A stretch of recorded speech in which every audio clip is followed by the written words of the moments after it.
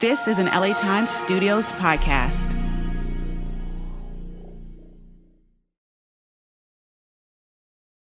Chris Goffard here at LA Times Studios. Thanks for joining us on Crimes of the Times. Today we discuss the case of Stephanie Lazarus, the LAPD officer who committed a murder and got away with it for years, raising questions about whether her badge shielded her from suspicion. Tell us what you think in the comments below.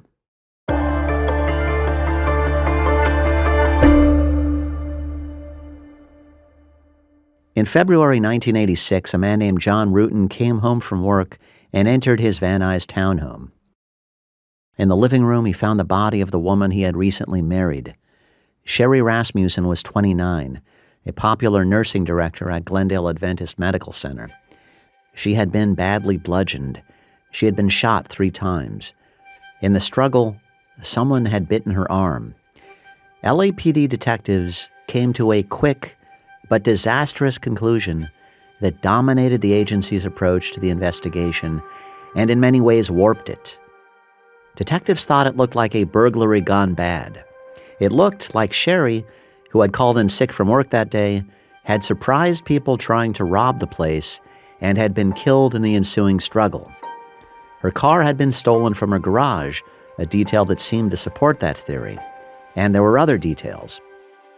There was some stereo equipment that had been torn from an entertainment center and left near the front door of the condo. This is Matthew McGough, who wrote the definitive book on the case, which the detectives interpreted as this burglar had been preparing to steal this stereo equipment and got interrupted and rushed out and left it there. Plus, 2 armed robbers struck another house nearby soon after. But Sherri Rasmussen's family was convinced that there was a more personal motive. Basically, Sherri had complained to friends and her parents that she had a stalker. And it seems clear that it was a woman because she made comments like, "I'm being followed by someone who's dressed like a man." You wouldn't say that a man is dressed like a man. But Sherri's stalker wasn't a stranger to her. It was her new husband's ex. And then she had also mentioned to others, more specifically, that there was an ex-girlfriend of John's who was an LAPD officer who really wouldn't leave them alone. Really, the one piece of key information that Sherri did not give her parents was this police officer's name. Today on Crimes of the Times, the story of the LAPD officer who nearly got away with murder, escaping notice for decades despite powerful evidence against her. I'm Christopher Goffard.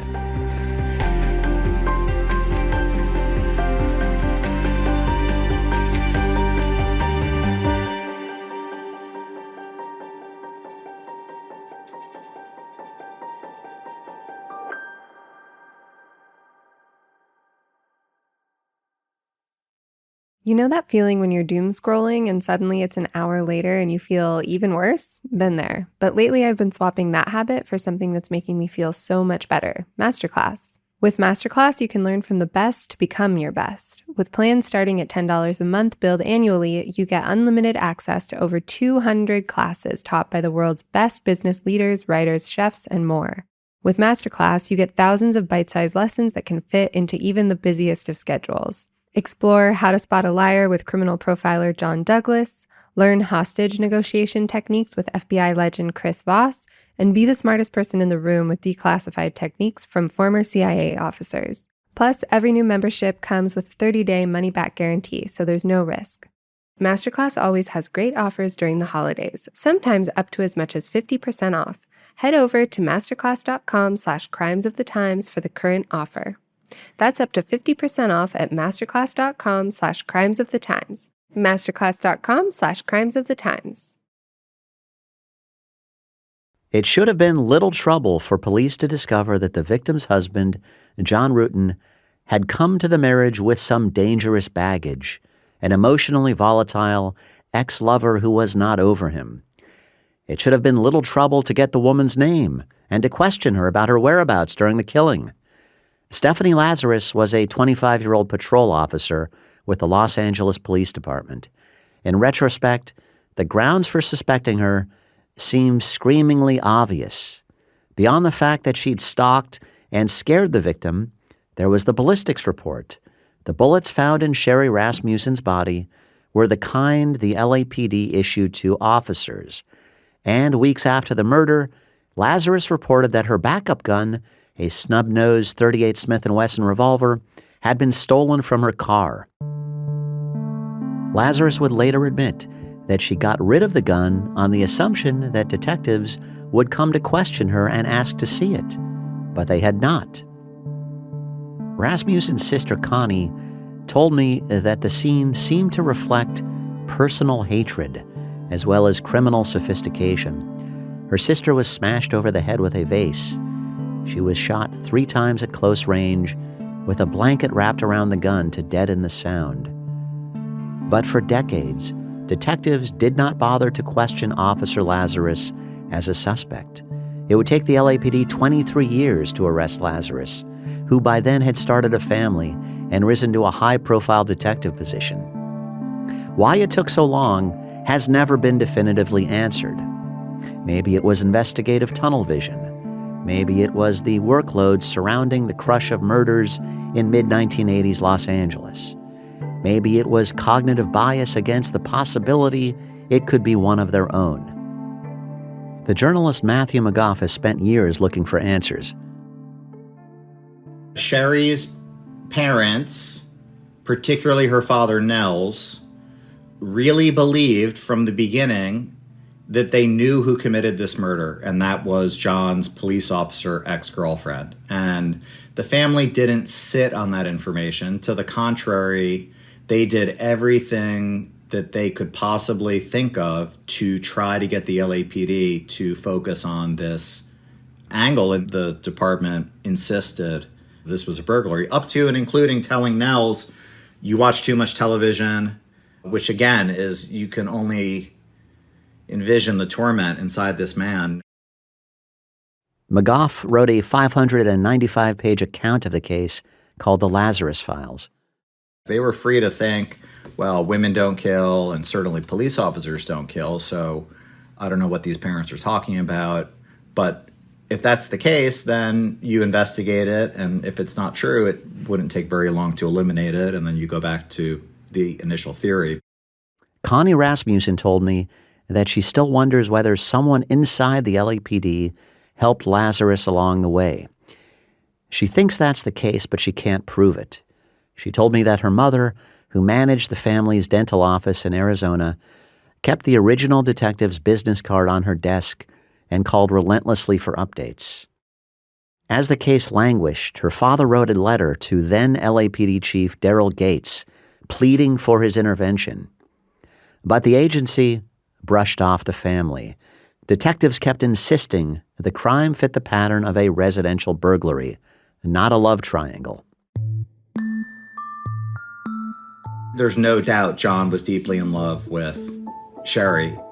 John, however, had an ambiguous relationship with Stephanie, who had been his college friend and friends with benefits, amorphous relationship where he wasn't really seeing, neither of them were really seeing anyone else seriously, but at the same time, they weren't really a couple. That's where things stood until John met Sherri, fell madly in love with her, proposed to her, and married. And then within a few months after the wedding, Sherri was dead. As the years passed, some of the trace evidence vanished without explanation from the coroner's office. Other evidence may have vanished from the case file, the so-called murder book the LAPD kept at the Van Nuys office, which Lazarus would have had access to. Whether Lazarus stole the material has never been proved, and as McGough points out, it's impossible to know what could be missing if it's gone. It's not standard or normal for evidence in an unsolved homicide case to go missing. That's not supposed to happen under any circumstances, because as all of your listeners know, there's no statute of limitations for murder. The murder might have gone unsolved forever if not for a single piece of evidence and the evolving science of DNA. One of the injuries that Sherri had, in addition to the facial injuries, the facial trauma, and the gunshot wounds is that she was bitten on the forearm. And that actually ended up being the clue to solving the case more than 2 decades later, was this bite mark on her arm. While the killing of Sherri Rasmussen went unsolved, while the case files moldered and pieces of evidence vanished and the family grieved, her killer kept her badge and her secret. Stephanie Lazarus built a solid, if undistinguished, career at the LAPD.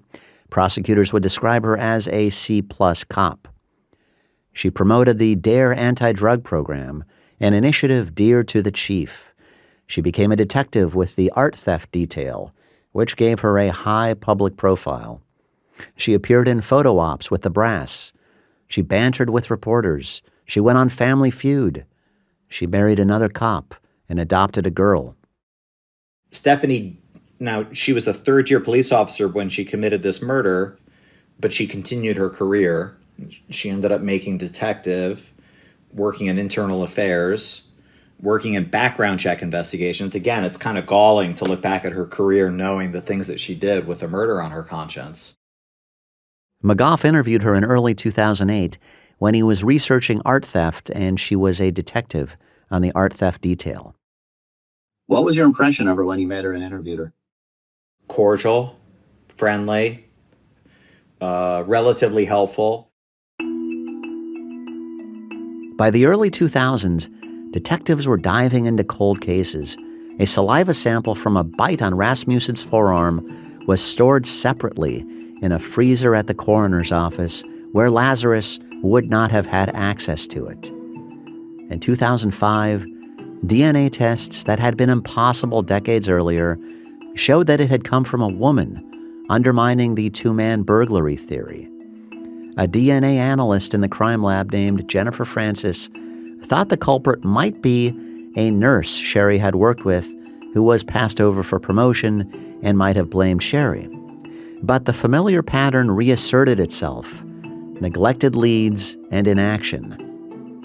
The analyst came to believe she was being brushed off by the cold case detective and eventually would claim she was ostracized from the department. Nothing happened. Again, part of the thread of this case is, hey, there's something obvious to be investigated. All you have to do is investigate it. And so, even after the DNA finding, 4 more years passed before a Van Nuys detective new to the case asked the obvious question: did the victim have any female enemies? This finally led the LAPD to Stephanie Lazarus. They ran her DNA against the saliva sample. It matched.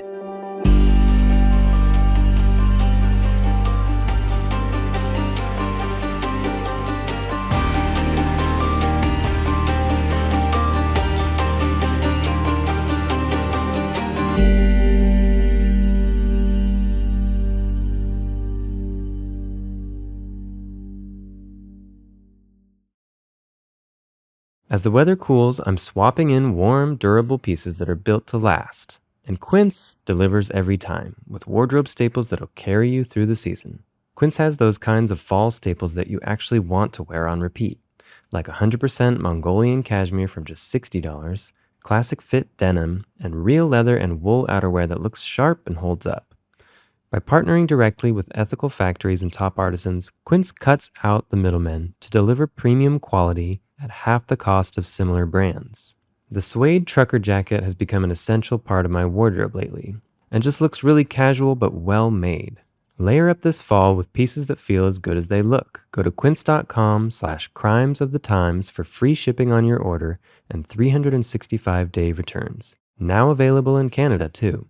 That's QUINCE.com/crimesofthetimes, free shipping and 365-day returns. Quince.com/crimesofthetimes. Starting a business is incredibly hard and intimidating. Long hours, few or sometimes no coworkers to help, and more than anything, lots and lots of different hats to wear. But once I incorporated Shopify into my business, it was a real game changer. I wish I had started earlier. Shopify is the commerce platform behind millions of businesses around the world and 10% of all e-commerce in the US. Get started with your own design studio. With hundreds of ready-to-use templates, Shopify helps you build a beautiful online store to match your brand's style.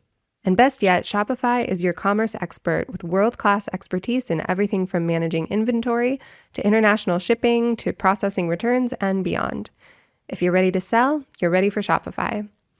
Turn your big business idea into with Shopify on your side. Sign up for your $1 per month trial and start selling today at shopify.com/crimesofthetimes. Go to shopify.com/crimesofthetimes.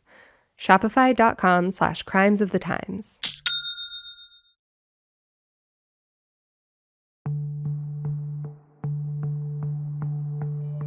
When Stephanie Lazarus arrived at work downtown at LAPD headquarters in early June 2009, detectives used a ruse to lure her to the jail facility downstairs, where she would be unarmed. At first, Lazarus told investigators she could not recall whether she had ever met Sherri Rasmussen, but her memory soon recovered. She said, quote, "I may have talked to her once or twice, or more." She bristled when it became clear that she was a suspect in the murder. She said, "You're accusing me of this? Am I on candid camera or something? This is insane." She continued to deny her guilt at her 2012 trial, where jurors saw clear evidence of her obsession. She had written a letter expressing her feelings about John Ruetten, the victim's husband, who she'd met in college and become fixated on. She wrote that she was devastated by his engagement to Sherri Rasmussen. She did not understand why he had chosen another woman.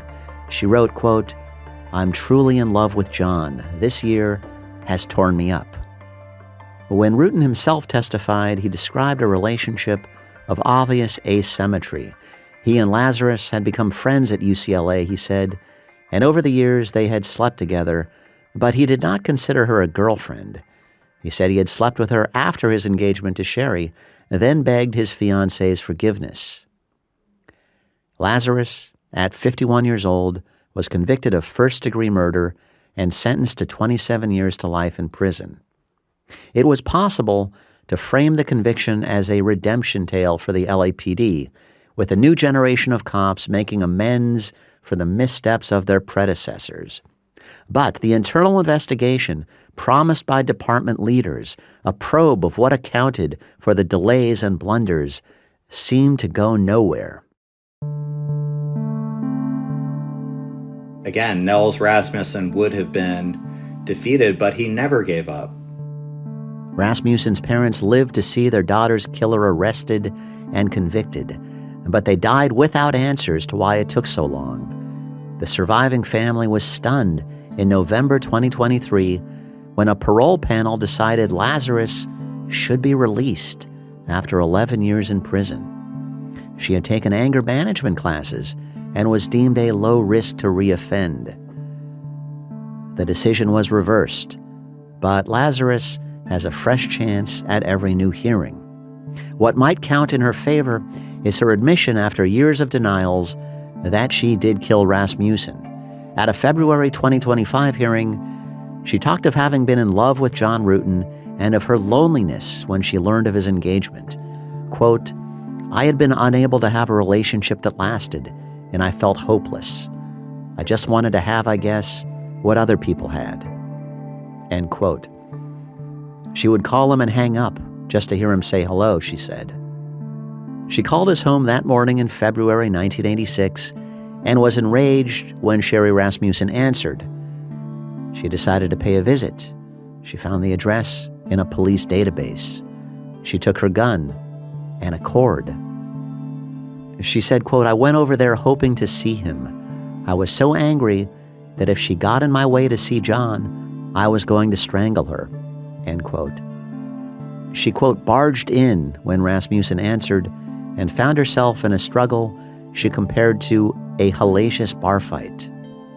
She tied Rasmussen's wrist with the cord, explaining, She was getting in my way to see John.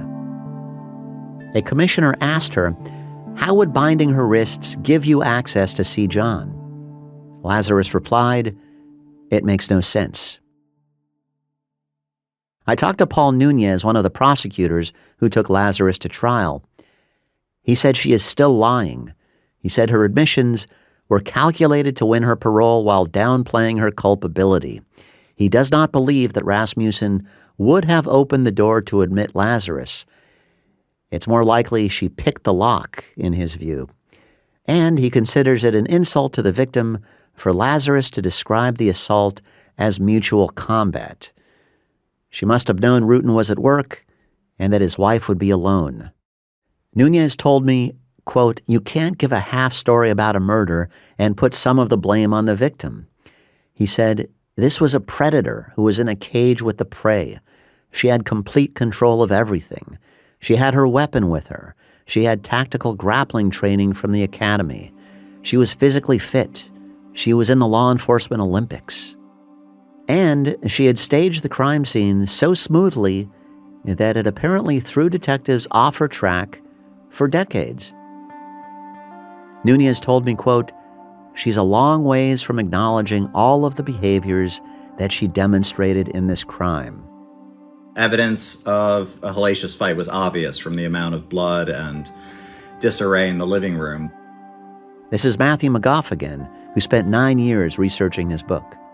Stephanie gave her explanation for why she went over to see John and to confront Sherri, but again, why do you need a rope to do that? Why was Stephanie armed when she came inside? Those are the kinds of questions that we may never be able to get to the bottom of.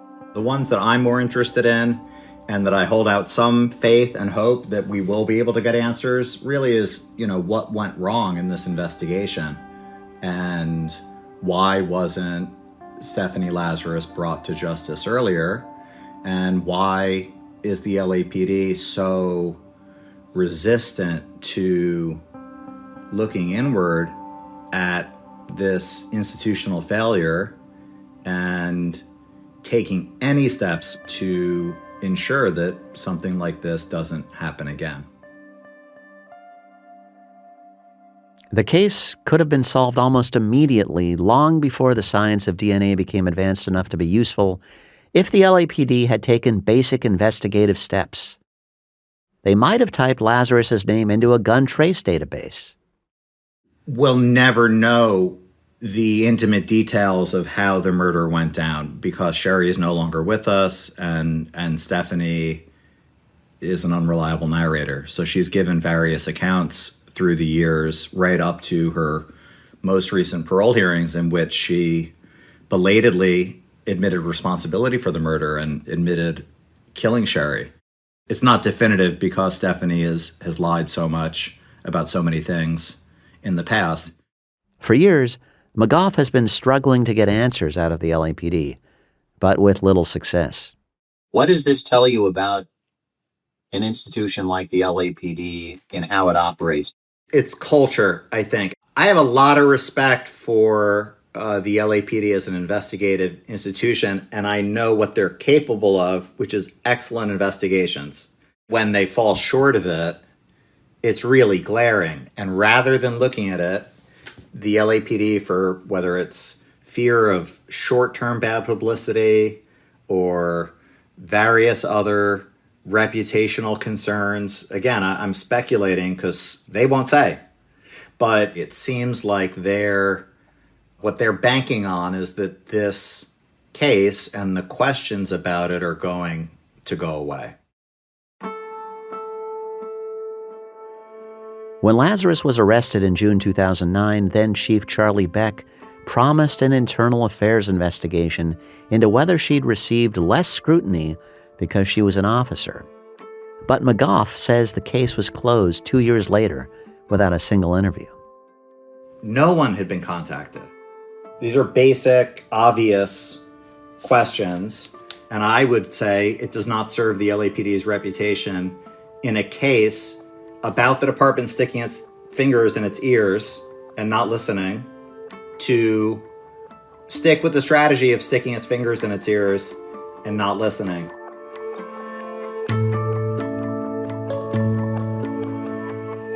I had no success getting the LAPD to talk about the case either.